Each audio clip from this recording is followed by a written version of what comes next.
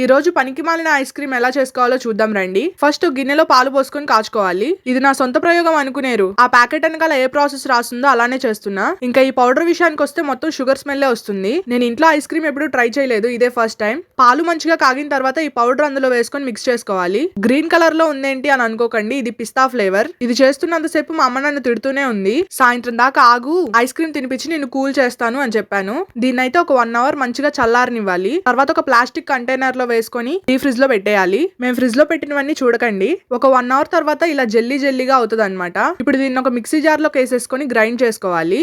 ఇప్పుడు దీన్ని ఒక బౌల్లో వేసేసుకొని ఇందులో ఫ్రెష్ మిల్క్ క్రీమ్ అయితే వేసుకొని మిక్స్ చేసుకోవాలి. ఈ ఐస్ క్రీమ్ చేయడం కోసమే దీన్ని కొన్నాను.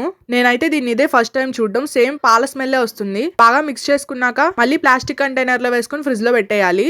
4 గంటల తర్వాత తీసి చూస్తే సేమ్ ఐస్ క్రీమ్ లానే ఉంది. చూడ్డానికి సూపర్ గా ఉంది. టేస్ట్ మాత్రం వరస్ట్ గా ఉంది. మా అమ్మ అయితే పిచ్చి పిచ్చిగా తిట్టేసింది. మొత్తం పడేసాం.